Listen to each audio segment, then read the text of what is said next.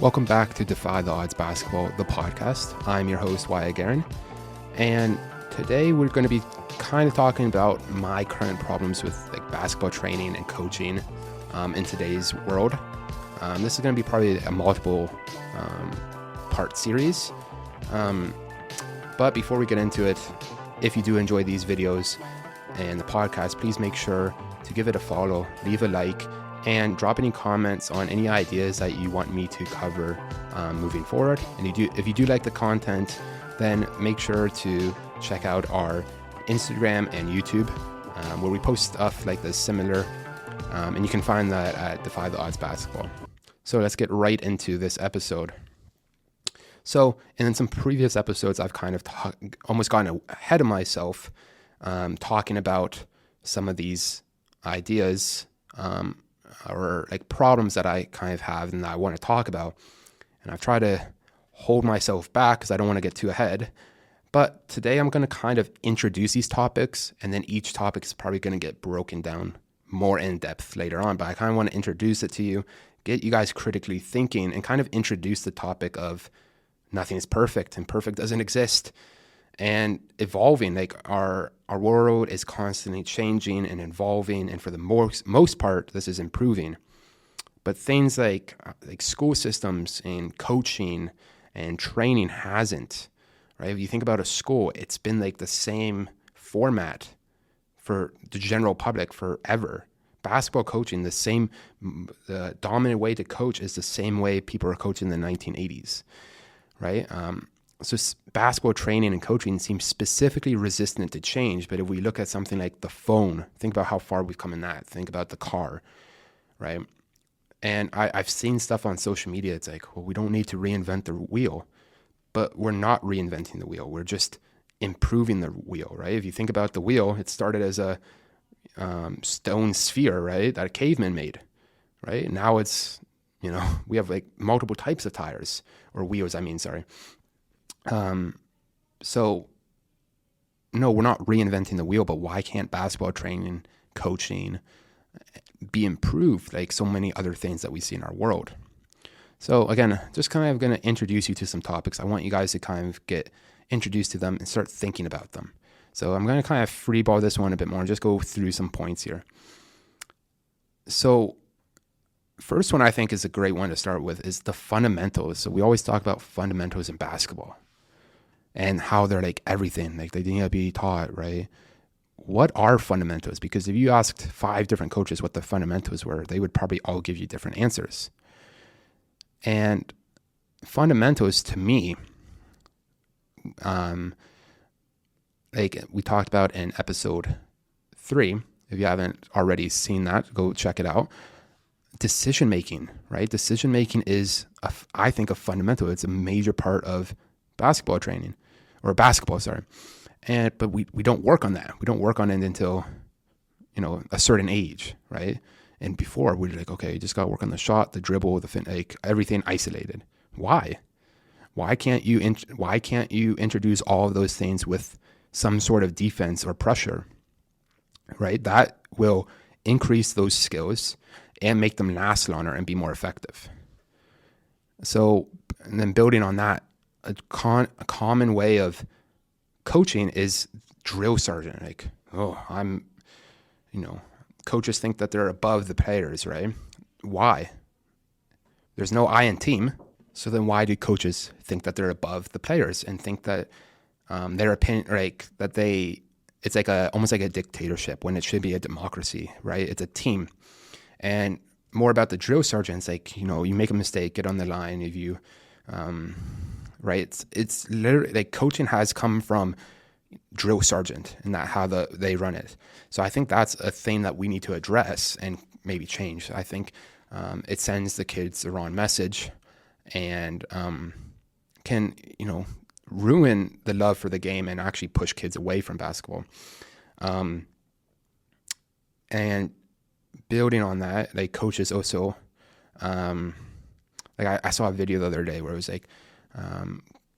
kids are soft because coaches don't coach like this anymore, this drill sergeant way. I'm I don't think that's the case though. I think if anything, honestly, drill sergeant way of coaching could actually make kids more soft because they're being like ripped apart, right? I think what soft means is changing, right? And I think if kids can be vulnerable and express their emotions and develop with other people, and grow as a group, like in a group setting, and like all of this kind of things that we usually think not much about, that's what builds the whole person and builds a strong foundation for a person. So I think we need to really look at how we coach in that way. The conditioning, we've already talked about this, so if you haven't already, go check out that episode on conditioning. Practice environments. Again, we've talked about this here and there, where it's 5-on-0, there's no representation of the game, no defense, no variability, and this is why you don't see results in the game, right? Why is my offense not working that I implemented? It's because the players don't know how to do it with these other elements and variables added to it. And I think this is why teams actually choke too.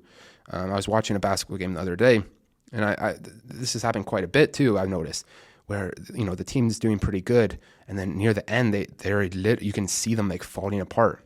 Now I think they ultimately pulled out with the win, but it's like a 15-point lead and like a minute goes to like 7, and it looks like they're going to lose, or even like less than 7, I think, because I don't feel like they have the feeling of, they don't train with pressure, right? How they train in that setting where you're up and you have to be resilient, right? And it helps these athletes develop those skills as well. And kind of back on the coaching side of it, yelling and screaming and pouting, like how coaches, like, a player makes a mistake, and I'm sure we've all seen it, where a player makes a mistake and a coach gets mad at them for making that mistake, or pouts, almost like throws his hands up, and it's like, oh my God, like, why are we throwing this game away? Like, why are we not playing? You guys need to bring your team to every game, make your effort. One, maybe we need to relook at the coaching, right? And two, this is contagious, right? If you think about, and there's studies done on it, and I'll get into that in a future episode where I talk about this a bit more in depth, but this is contagious. Like, laughter is contagious, right? If you think about laughter, right? So the same thing goes for pouting and being down and stuff, right? This is contagious, and now the players are going to get that from the coach. Same with players, right? This is something players need to think about, is not being like that, because it will spread to your team and your coach, and it will, result in less playing time. But coaches leading by example, and then that's their example. And then when players start to do that, they're like, why are you doing that? And they get more mad at them. So it's like a I don't know, like a reoccurring thing, right? You do one thing that happens and you get mad about it, and it's just a cycle, right? And now the last thing I kind of want to talk about is, again, on coaching, is the negativity and punishments for failing, right? So it's so negative. Like, you make a mistake, it's like, oh my God, go sit down, go on the bench, right? That doesn't help them. Athletes, there's going to be so many mistakes. And this, again, so many of these things that we're talking about right now, you could think about it from the coach perspective, but also an athlete perspective. Athletes, you're going to make mistakes, but you have to be able to work through them, right? Basketball is a chaotic sport. It's not scripted. So you're going to make mistakes. So you have to be able to work through this. And this is a skill, resilience, right? Being able to make a mistake, but then you turn it, you go get a stop on defense, right? But coaches need to see this too, and not just get mad at them. They need to help guide these athletes through this and help them develop this skill of being adaptable and resilient. And the other thing with this is if athletes wanted to not make the mistake, then they wouldn't make the mistake. If they didn't want to miss the shot, then they wouldn't have missed the shot. Okay? So again, this hurts athletes' mindset, confidence, and growth mindset, because when you get mad at athletes, if think about it from your perspective, then it holds you back and it doesn't let you try to get out of your comfort zone and grow. And this is a super important part about basketball and life, right? Face your mistakes head on, face the failure head on, and use it as a building block. We talked about this in the first episode. Don't use it as a dead end. Use it as a wrong turn and build from it. Okay? All right, because learning isn't linear. And that's what coaches think, and players think too.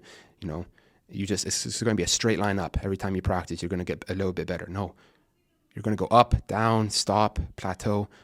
So varied.